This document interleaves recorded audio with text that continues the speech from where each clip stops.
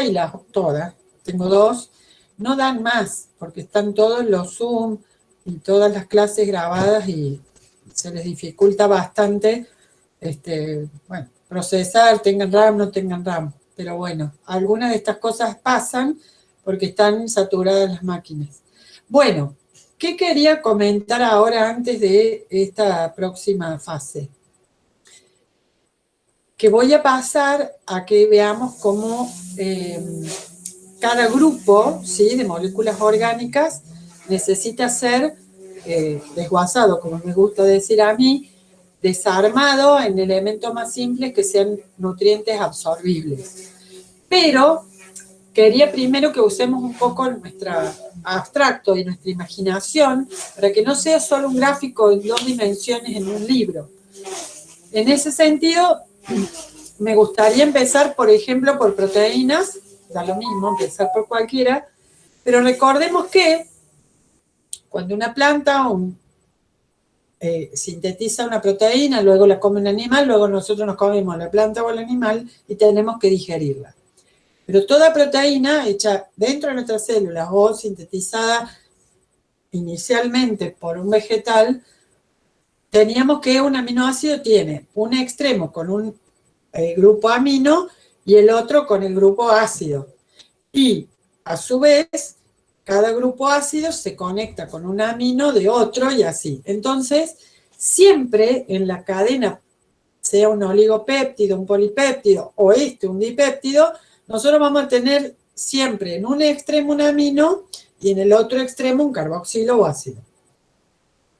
Después la cadena se puede plegar, alfa, hélice, hoja plegada, beta, lo que sea, pero vamos a ir encontrando extremo amino y extremo carboxilo. Si es un dipéptido, vamos a tener 2, si es tripéptido 3, hasta que tengamos oligopéptidos de 12.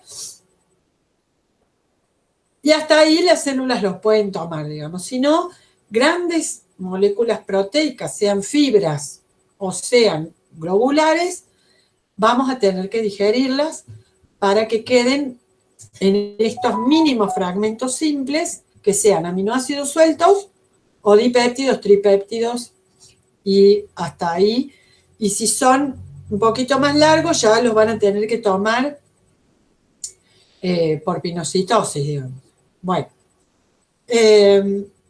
esto del extremo amino y el extremo carboxilo va porque acá dentro en la cadena vamos a encontrar distintos aminoácidos.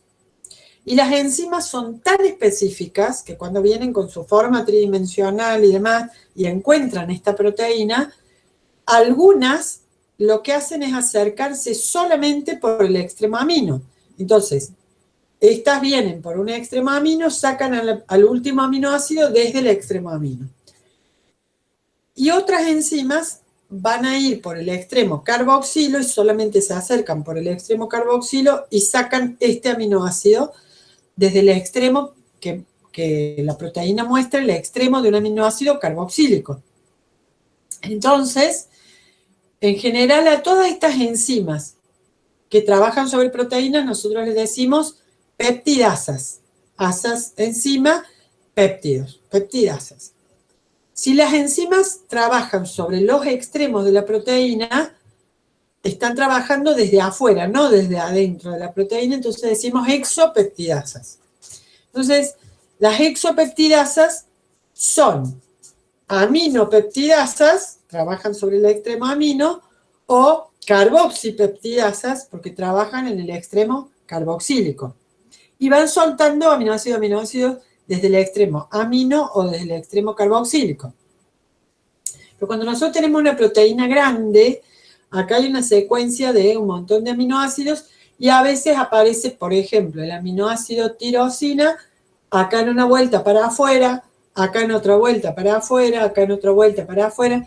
Y hay enzimas que son peptidasas que cortan proteínas en el aminoácido tirosina. Entonces, son tirosin peptidasas, porque cortan todas proteína que encuentran en donde haya aminoácido tirosina expuesto.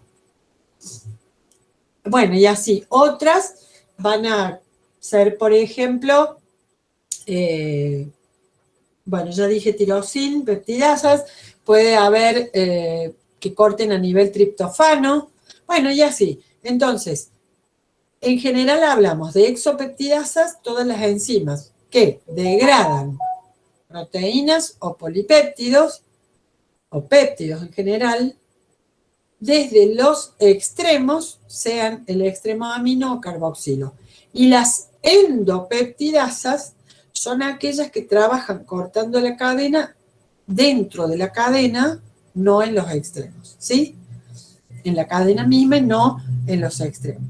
Hay una diferencia más también, que si uno habla de exopeptidasas, van a ir cortando extremos, no van a dejar distintos fragmentos, van a ir comiéndose, por decirlo así, toda la cadena gorda, la cadena polipeptídica, y largando aminoácidos desde los extremos. Entonces el resultado es que yo tengo una proteína grandota y van saliendo aminoácidos. En cambio, las endopeptidasas, como cortan dentro de la cadena, van dejando fragmentos de distinto tamaño. Entonces, ¿cómo hacemos para hablar de la proteína original, el polipéptido grande, y estos distintos fragmentos productos de la digestión?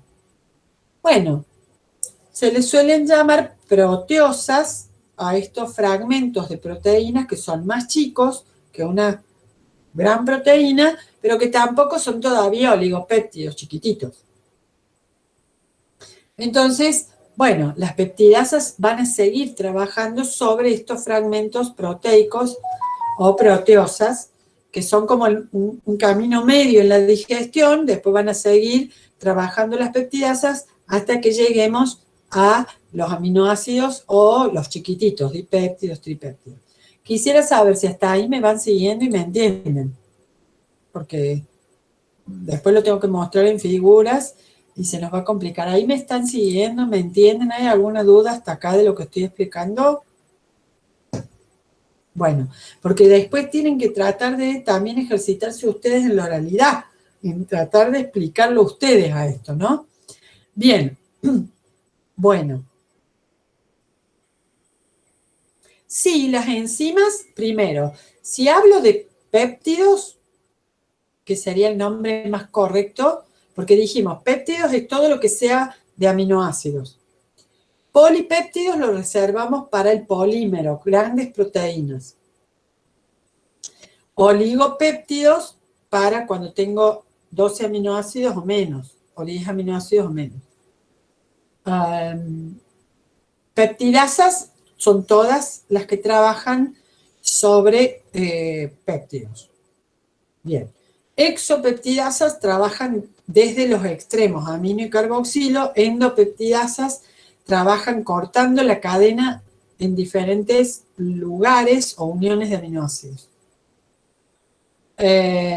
Las exopeptidasas van a ir dejando aminoácidos libres y una cadena grande, la original, que se va cortando. En cambio, las endopeptidasas van, cuando actúan, dejan fragmentos de distinta longitud de proteosas o fragmentos proteicos, ¿sí? Que a su vez después las siguen tomando las exopeptidasas y rompiendo, degradando. Bien, acá el objetivo va a ser que llegar, si nos da el tiempo digestivo y los movimientos, a tener todos los aminoácidos libres para absorberlo fácil y que lleguen y los absorban las células fácil.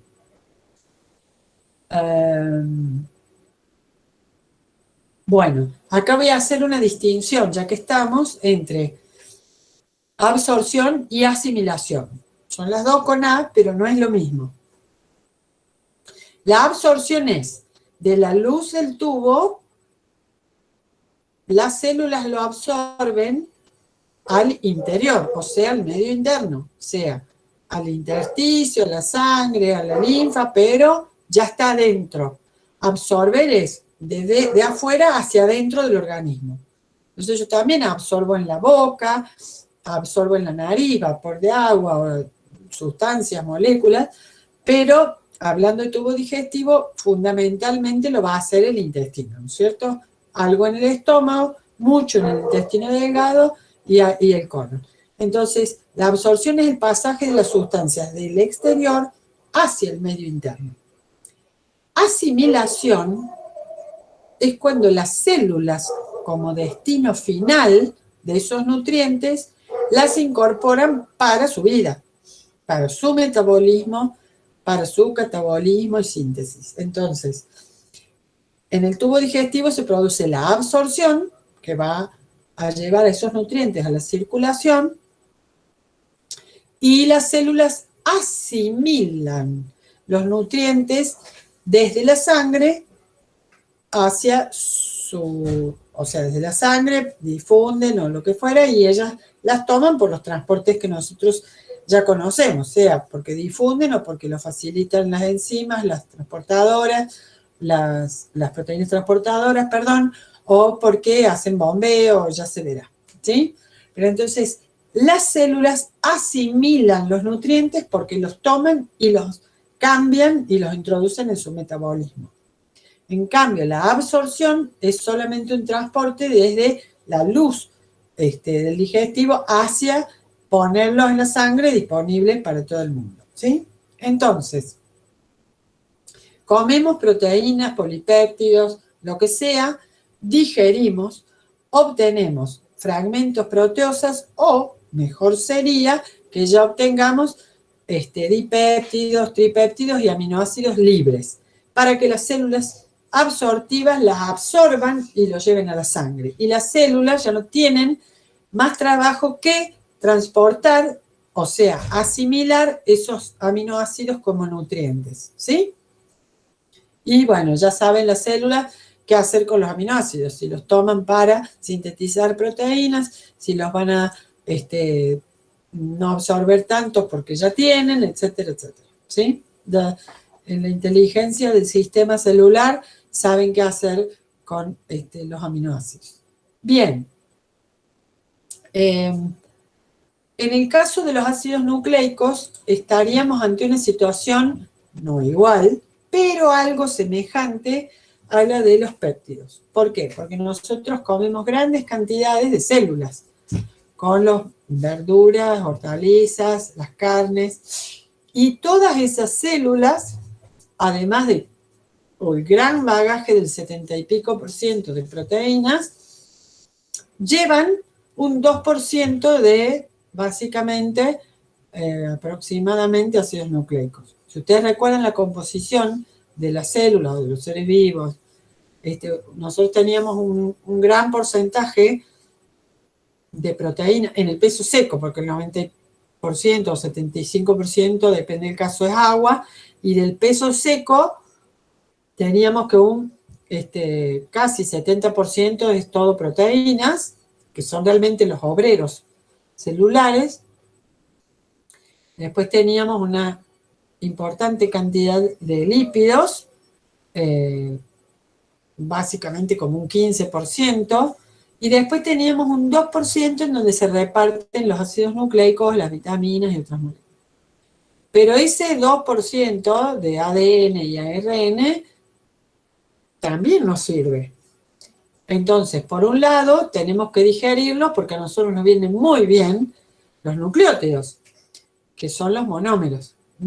Acuérdense que los ácidos nucleicos son polímeros de nucleótidos o polinucleótidos. Entonces nosotros esos polinucleótidos los tragamos. Los digerimos en el duodeno y las enzimas se van a llamar nucleasas. Para hablar en general de enzimas que degradan a los ácidos nucleicos en general.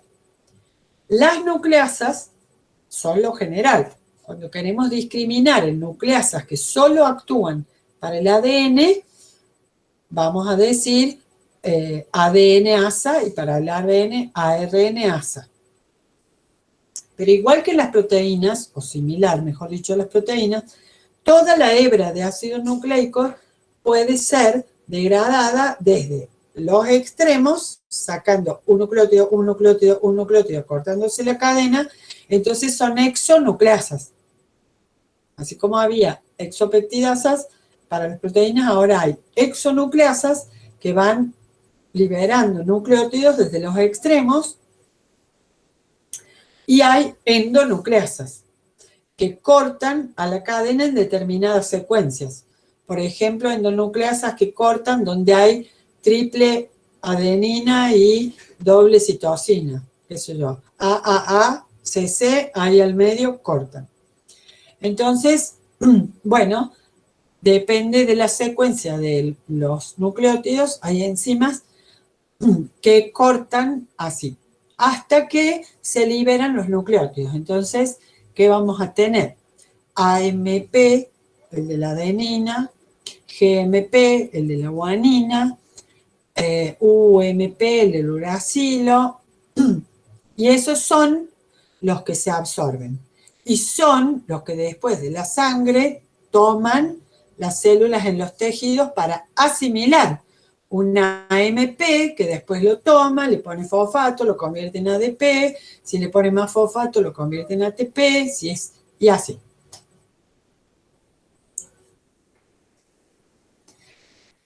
No, porque lo que vos estás planteando, Alexandra, es los nucleótidos que, las enzimas que intervienen en la corrección de la replicación, entiendo a qué te referís vos a eso, para eso te tenés que ubicar dentro del núcleo de las células, en donde en una fase en que la célula no se está dividiendo, que es la fase S, cada hebra del ADN se replica y ahí es donde se ocurren errores que las enzimas de corrección corrigen. Pero eso es un proceso de cada célula dentro de su preparación para dividirse luego. Esto es otro tema, esto está ocurriendo fuera del organismo y es, qué bueno, esta lechuga o esta hamburguesa me han traído dentro de su contenido ARN, ADN, y a mí eso me sirve porque sus ladrillos constitutivos son los nucleótidos. ¿Para qué los voy a dejar ir con las S si a mí me sirven? Entonces, la inteligencia consiste en decir, esto es útil, lo sensan las mucosas del duodeno y se liberan las enzimas exonucleasas y endonucleasas que van a tomar a ese ADN o ARN que sería desperdiciado en las heces para desguazarlo, degradarlo químicamente, tomar esos nucleótidos que las células los usen. Lo mismo que, supongamos, cuando nosotros comemos, también tomamos hemoglobina. Si nosotros comemos carnes, estamos también comiendo, aunque ya no estén vivos o como sea, muchos glóbulos rojos y mucha hemoglobina. Entonces, eso también puede ser degradado y tomado ese hierro, tomado los tetrapirroles, depende de las necesidades metabólicas de los órganos, van a ser también aprovechados. Ese hierro se absorbe, la ferritina lo lleva al hígado y bueno, lo usamos. Justamente es el hierro que proviene de la dieta. Todo entonces esto que termina constituyendo las células, ¿de dónde provino? Está bien, la célula original, el cigoto, el citoplasma que nos dio mamá en el óvulo, ya quedó muy lejos. Digamos que la constitución de todas nuestras células ha sido un producto de tomar lo absorbido, asimilarlo y convertirlo en masa y energía y estructura y ordenamiento celular. Por lo tanto, no viene mal recordar ese dicho que dice, bueno, ¿cómo somos? Somos lo que comemos. Y sí, porque las células lo que tienen disponible es lo que vos le diste por absorción. Y ellas de ahí toman para asimilar lo que necesitan y lo que no dejan que circule. Pero entonces hay que poner a disposición de las células los nutrientes. Porque si me alimento a base de harina, yo lo único que le estoy dando es polisacáridos, que hay que digerir a azúcares simples, y las células toman azúcares simples, ya gastaron, ya hicieron lo que deben hacer, y los glúcidos no son para formar, digamos, una base estructural sólida en una célula, son la energía absolutamente útil y necesaria, pero para corto plazo, ¿no? Entonces, las células, por decirlo así, tienen pocos glúcidos que hagan real estructura de su estructura, valga la redundancia, sino más bien son más de función energética. Para, sí, claro, dar energía para unir dos sustancias que no se quieren unir fácilmente, entonces yo uso esa energía para hacer una síntesis, claro que sí. Pero digo, solamente en la celulosa, en las paredes celulares, vamos a ver mucho glúcido haciendo estructura. Lo que sí vamos a ver haciendo estructura en nuestras células son básicamente proteínas y lípidos. Y en los glúcidos van a estar para energía a corto plazo y en los glucocálices y todo lo que sea generar algo muy intrincado, propio, específico, que da identidad, como si fueran huellas digitales, ¿no? Reconocimiento celular, etcétera, etcétera. En los glucocálices, que no es poco, están como constitutivos en las membranas celulares mirando al exterior. Pero, bueno, de nuevo, no estoy diciendo que no hay que comer glúcidos. Sí digo que el problema es que una dieta sea basada fundamentalmente en glúcidos, con menos proteínas, porque, bueno, lo que vamos a observar es una desnutrición importante. Esto ocurre en los estratos bajos de la sociedad, en la gente muy pobre, porque ¿qué es lo barato para darle de comer a sus hijos? Harina y papas. Porque justamente los polisacáridos son baratos. La papa genera almidón, que es la reserva de azúcares vegetal. Y la harina, las harinas de trigo, por ejemplo, son la reserva de glúcidos que hizo la planta para dejarle a su embrión en la semilla. Entonces le está dando, obviamente, un aporte de energía que puede usar rápidamente ese embrión para alargar las primeras hojas y crecer. Pero nosotros, con eso, no tenemos mucho ladrillo para generar en nuestras células las estructuras celulares. Entonces, un niño que crece a papa y pan, papa, harina, arroz, en algunos países sudamericanos nuestros, como Colombia, Perú, etcétera, ahí cambia y en vez de, a veces, tanta harina es más arroz, pero no importa, da igual, son almidones y harina. ¿Qué pasa? Que estos niños después tienen un problema de alguna dificultad cognitiva para estudiar, tienen huesos flojos, tienen panza abultada porque empieza la desnutrición, a hacer el edema de la asitis, se le caen mucho los dientes, la mamá cuando son madres del segundo o tercer hijo ya quedan desdentadas, y como diría un médico que me daba clases a mí en un posgrado de salud pública, esas mujeres tienen forzada la maquinaria, ¿no? Es fabricar sin tener buena materia prima de ingreso. Entonces esa mamá se desgasta. Son mamás de 30 años que parecen viejitas de 60, básicamente, ¿no? Bueno, voy a ver qué escribieron acá. Mientras me pican los mosquitos, y dice, y genera la sensación de saciar hambre con quizá menos cantidad que con otra dieta más proteica. Sí, también los dulces, muchos de ellos son bastante adictivos, y no es que sea el dulce, el demoníaco pobre dulce, sino es la interacción que tiene con nuestro cuerpo.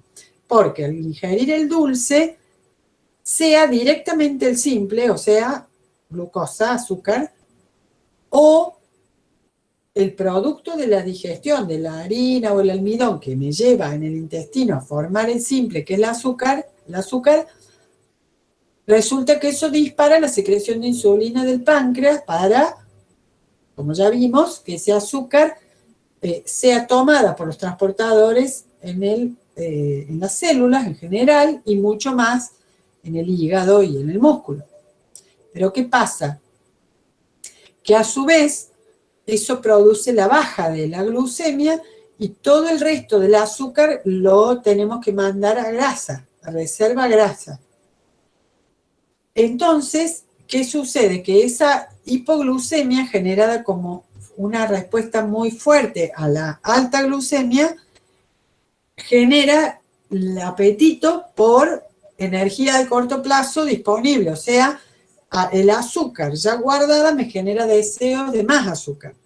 Y eso es lo que trae este círculo vicioso adictivo donde vuelvo a comer, pero como ya tengo reservas y ese exceso lo mando al lípido bajo y otra vez, generando un círculo vicioso. Bueno, para no que se nos pase tanto, entonces les muestro uno o dos de los primeros gráficos que quería mostrar para que después vayamos a lípidos, que es un poquito distinto, pero cómo funciona la digestión ya por grupos sería, ¿no?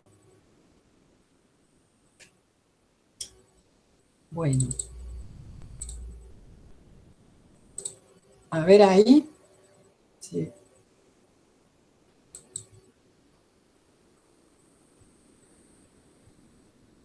Ahí se ve, profe. Perfecto. Muy bien. Entonces, lo que estaba por mostrar es cómo se digiere cada uno de los grupos y luego cómo se lo absorbe. Acá hay una vellosidad del intestino delgado, acá está el enterocito, que es la célula intestinal. Entero en general hace más referencia a intestino, enterogástrico sería intestinal y gástrico de estómago. Enterocito sería una célula intestinal que tiene en la parte apical microvellosidades. Esa célula está acá con sus vecinas en una vellosidad intestinal y en la vellosidad tenemos, bueno, un citoesqueleto de actina que la sostiene, la hace que se mueva, que sea blanda, pero la sostiene, y los vasos capilares sanguíneos, extremo arterial, venoso y el quilífero, que dijimos. Bien, y entre vellosidad y vellosidad, no confundir microvellosidad, que es de la célula, con esta que es vellosidad, están las criptas o glándulas intestinales. Bien, entonces, en estos epitelios de la mucosa, ustedes van a ver que de vez en cuando hay como una abierta, esa es una célula caliciforme, está secretando mucus. ¿Por qué? Porque hay que lubricar el contenido, hacerlo que se reúna, que se junte, por un lado, también lubricar para que pueda avanzar.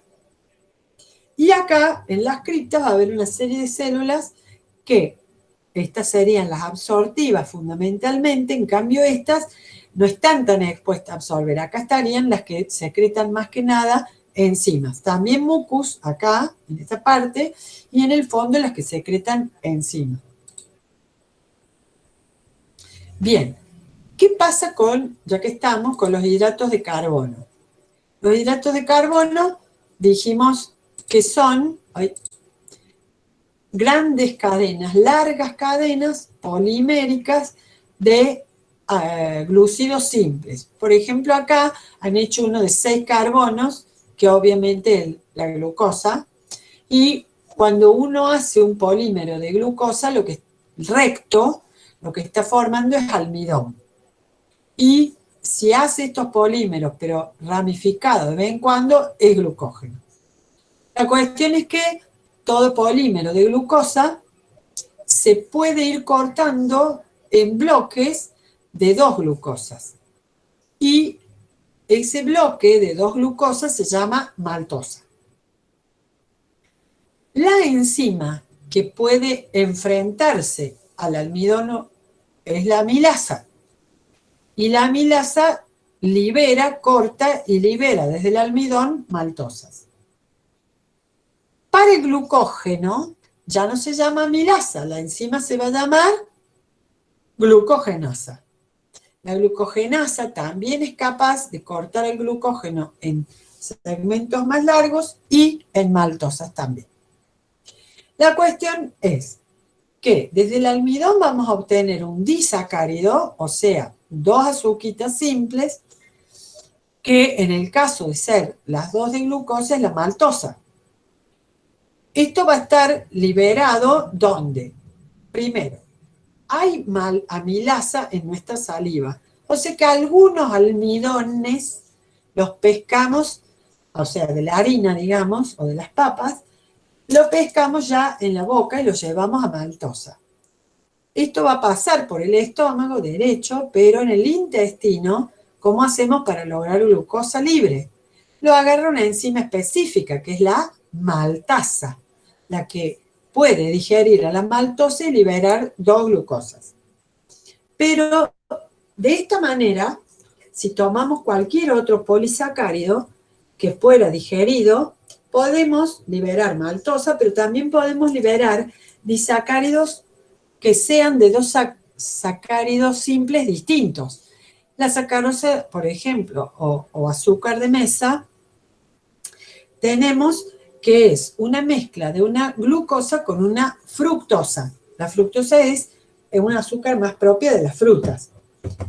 El azúcar de mesa tiene una glucosa y una fructosa, porque en general la sacamos de la caña de azúcar, que es una planta que une justamente la glucosa y la fructosa.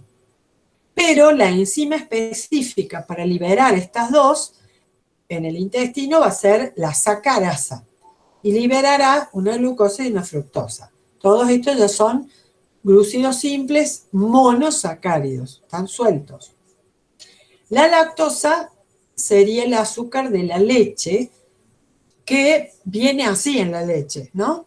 Pero puede venir en otros compuestos que yo me como por ejemplo un queso, y tener que degradar con enzimas para obtener lactosa. Luego la lactasa va a liberar sus componentes, que son una glucosa y un azúcar, galactosa, ¿sí? Siempre el lacto nos lleva a leche, entonces es más fácil acordarse. La lactosa, azúcar de la leche, la enzima la lactasa, cambiándole sufijo, y nos libera una glucosa y una galactosa. Galacto también es de lactancia, de leche. Bien, y para que no se me haga mucho más tarde, ¿cómo eso fue la digestión? Perfecto. Entonces, esto es el producto de la final de una digestión de azúcares. Yo puedo encontrar en el intestino estos disacáridos, trisacáridos y estos, los monosacáridos simples, libres. De cualquier manera, tengo que ir a la absorción. Entonces, esto es el epitelio absortivo de, por ejemplo, el intestino, la mucosa intestinal, como dice acá. Entonces, esto ya nosotros lo conocemos. ¿Cómo hace una célula para absorber una gran cantidad de glucosa que hay en la luz? Bueno, puede usar los intercambiadores con sodio, ¿sí? Apical la hace entrar, la célula tiene poco, siempre glucosa dentro, y en la cara basal uno que le permite, un GLUT que le permite ser transportado a la circulación capilar. Lo mismo se hace con la galactosa, que tiene un transportador que puede ser solito o un cotransportador con sodio, y también a la circulación. Entonces, toda glucosa o galactosa que ustedes hayan obtenido por digestión en el intestino se puede cotransportar con el sodio. En ese caso usamos el SGLT, sodio-glucosa, y usamos un GLUT2 en la base para permitir la salida. La otra variante es la fructosa, la de la fruta. La fructosa tiene su transportador, que se llama GLUT5, no importa, y también sale por GLUT2. Entonces, la absorción, digamos, de los glúcidos simples es bastante conocida para nosotros, no tiene nada muy raro, salvo que no sabíamos lo del GLUT5 y la fructosa, pero básicamente es seguir gradientes de concentración y acordarse que las células usan la glucosa y la fructosa y al dejarlas salir son dos razones por las cuales siempre van a tener favorecido el ingreso, ¿sí? Bueno, y esto lo pueden ir mirando porque es muy piola, porque es lo que hablamos de las proteínas. Proteínas son cadenas de aminoácidos que acá son todos azules, pero que recuerden que hay 20 esenciales, 64 en total diferentes, pero lo que sí se mantiene es que tenemos en toda cadena un amino y otro extremo carboxilo. Las endopeptidasas cortan dentro de la cadena y nos dejan fragmentos, que también cada uno de ellos va a tener amino y carboxilo, y las exopeptidasas van a ser las que actúen aquí. Aminopeptidasas, sacando el último aminoácido del extremo amino, y las carboxipeptidasas, sacando el último aminoácido del extremo carboxilo. Lo que sí, nos quedan los aminoácidos sueltos. Después, el largo de esto será, bueno, un polipéptido, un péptido, un oligopéptido, un tripéptido, ya veremos cuánto nos queda acá. Pero si yo saco este aminoácido y este, acá me quedaría un tripéptido, por ejemplo. ¿Cómo absorben las células intestinales o absortivas a las proteínas? Bueno, primero, hay que ver si son chiquititos, dipéptidos, tripéptidos, o si son aminoácidos solitos, libres, o si hay péptidos como oligopéptidos. ¿Por qué? Porque si yo tengo dipéptidos y tripéptidos, miren cómo se les permite la entrada cotransportados con acidez, con protón, después el protón se intercambia por sodio. Y se hace otra cotransporte en la base. Lo que se tienen que acordar de esto es que las células intestinales pueden absorber dipéptidos y tripéptidos. No tienen problema con eso. Si es un aminoácido solo, acuérdense que hay gasto de energía para la absorción de aminoácidos. Cuesta trabajo. Yo digiero las proteínas, las llevo a aminoácidos sueltos y los cotransporto con sodio, pero luego tengo que usar la bomba sodio-potasio y gastar energía para bombearlos a la sangre. Ojo con eso. Acá hay un gastito de energía y a veces las células deciden agarrar a estos pequeños dipéptidos o tripéptidos y con peptidasas liberar aminoácidos sueltos. Pero siempre los vamos a tener que bombear hacia el medio interno. En cambio, si hay fragmentitos de oligopéptidos, 10 aminoácidos, 5 aminoácidos, 7, estos péptidos pequeños se los engloba enteritos por transitosis, o sea, una pinocitosis que va de un lado al otro de la célula y se liberan. Después, estos componentes, tanto aminoácidos como dipéptidos, tripéptidos y oligopéptidos, ¿dónde van? Con la circulación a las células en general y la mayor parte de ellos van a ser tomados en el hígado. Así que, así, esto lo tienen que tener clarísimo para poderlo explicar. Yo les recomiendo que no sigan avanzando en el sentido de meter más clases conmigo, sino parar, repasar cómo se digieren proteínas, qué es lo que se absorbe, qué es lo que van a tener disponible las células para asimilar, cómo se llaman las enzimas, cómo son los cambios en la estructura de este patrón histológico general, porque solitos van a tener que decirlo. Y porque además nos viene una parte mucho más pesada que es, si yo tengo claro esto, después tengo que ver cómo se señalizan o comunican un órgano con el otro para aumentar, bajar la motilidad, aumentar la secreción, bajar la secreción que uno espere, que no acelere tanto, y así controlando tanto el músculo liso, las secreciones y todo para que sea una coordinación completa entre un segmento posterior, uno anterior y uno posterior a él dentro del tubo, ¿sí?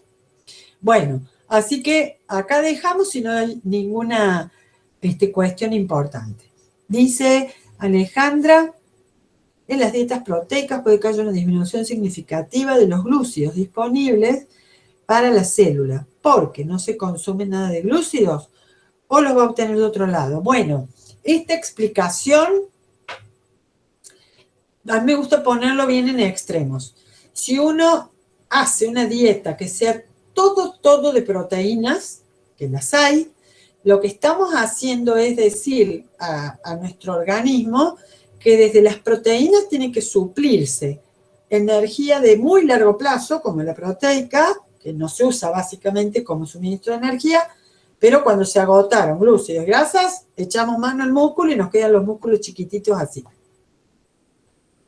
Si uno hace una dieta solo proteica y está sano, por supuesto, no es que se va a morir. ¿Por qué? Porque los aminoácidos se pueden transformar en glúcidos. O sea, yo puedo tomar un aminoácido y transformarlo en fructosa o glucosa.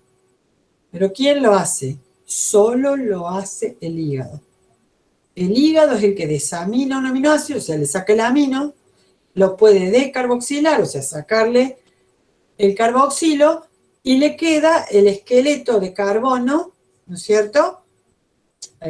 Con alguna función alcohol, aminoácido no, le queda el esqueleto carbonado y justamente el hígado le puede decir, bueno, te meto función alcohol y te cierro en el quinto carbono y te hago glucosa, por ejemplo.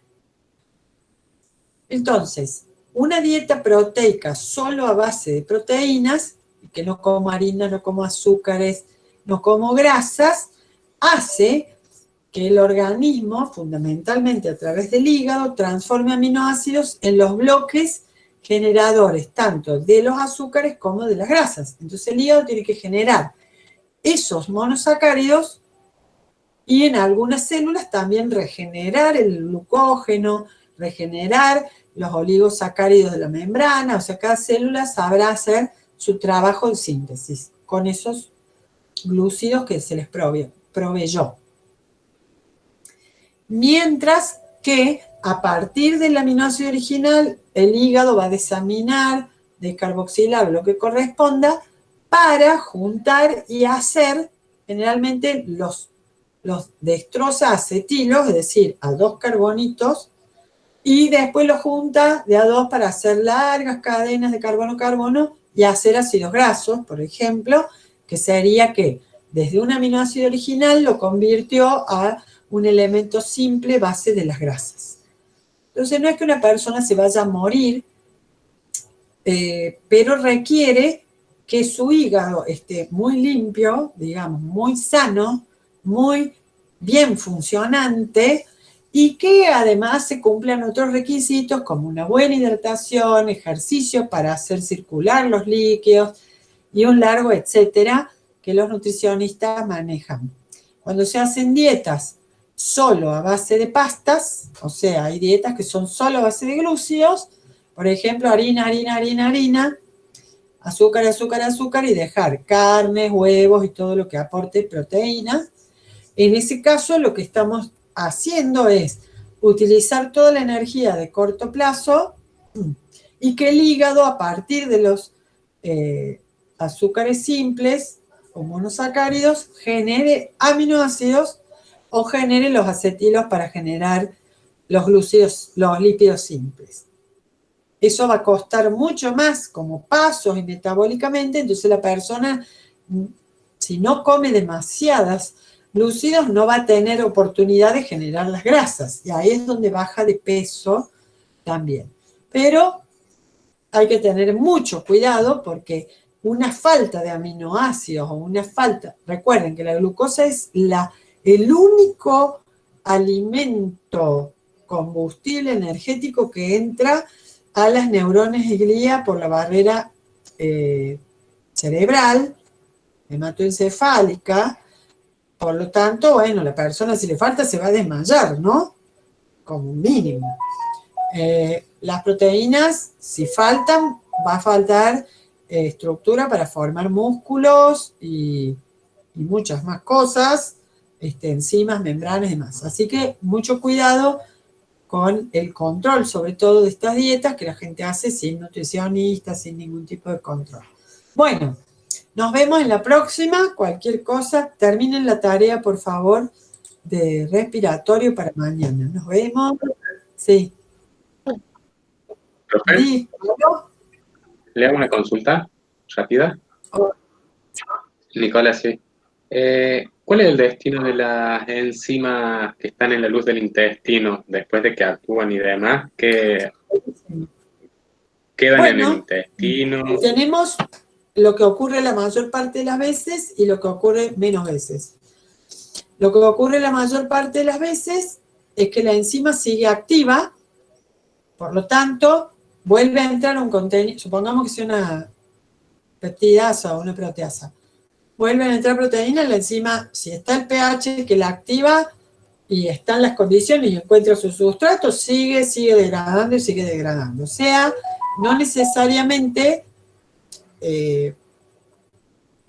una enzima se agota en esos minutos. Si continúa llegando contenido para digerir, sigue. Ahora, una vez que pasó esta ola de bolos alimenticios, quimo, lo que fuera, o sea, se terminó la digestión de la comilona X, normalmente esas enzimas son también desguazadas y absorbidas. ¿Por qué?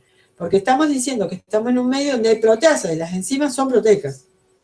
Entonces también van a empezar a ser desguazadas si no siguen secretándose a la luz, por ejemplo, por el jugo pancreático, empiezan a bajar su cantidad o concentración y también sus aminoácidos van a ser absorbidos. Como cualquier cosa se recicla en nuestro organismo, ¿no? Esto también va a tener que ver con unas señales. Las señales que van a estar dando desde el estómago de que ya terminó su vaciado. Acá también se usa mucho el término como en el corazón, el vaciado gástrico, cuando ya no le queda contenido en no en el cuerpo, sino en el antro al estómago. Eso dispara señales que también le dicen al duodeno: yo ya estoy terminando, ya terminé. Con lo cual, no solamente al duodeno, sino también al páncreas, para que el páncreas deje de echar jugo pancreático, porque no va a haber que neutralizar que venga de contenido ácido del estómago. Entonces, todo eso se maneja o se coordina con mixto, sistema nervioso y hormonas. Las dos cosas. O sea, una mucosa con células endócrinas en la mucosa libera hormonitas que por la circulación van, por ejemplo, al hígado o van desde el intestino a el estómago y se comunican también. Así, por hormonas, y también va la información al sistema nervioso central y el sistema nervioso central dice, bueno, para el estómago, parame un poco las contracciones de mezcla del duodeno y va amainando toda esa digestión. Pero eso también significa pare páncreas de liberar jugo pancreático y paren células, eso es muy interesante, del estómago de liberar ácido clorhídrico porque no va a hacer más falta. Entonces todo eso es coordinado como pasos increíblemente coordinados, tanto por neuronas, por el nervio gástrico y acá intervienen otros nervios también, y una red de control local inteligente, y digo inteligente a propósito, porque se le llama el cerebro entérico. O sea, es una red real de neuronas en todo el sistema digestivo que está activándose y coordinándose, llamado así, un cerebro entérico o digestivo, que por supuesto no es consciente, o sea, está bajo la esfera inconsciente vegetativa. Pero ese cerebro está coordinando todas estas acciones y a su vez, de alguna manera que nosotros ni nos enteramos, está informando la parte vegetativa por supuesto, del bulbo de la protuberancia. ¿Y a quién? Al hipotálamo, el maestro coordinador de lo vegetativo, automático y no consciente. Entonces, el hipotálamo, desde todo lo que se piensa, se hace, se toma, se prefiere, no se prefiere, con quién comemos, cuándo comemos, qué pensamos cuando comemos, todo eso voluntario o casi y consciente, influenciando a través del hipotálamo funciones digestivas desde lo hormonal y desde lo nervioso, porque también va a influir sobre la coordinación de este pequeño cerebro que tiene que a su vez coordinarse con el gran cerebro consciente y la corteza, ¿no? Es un tema muy interesante. Pero, bueno, podríamos decir que con esto hemos terminado, ¿no?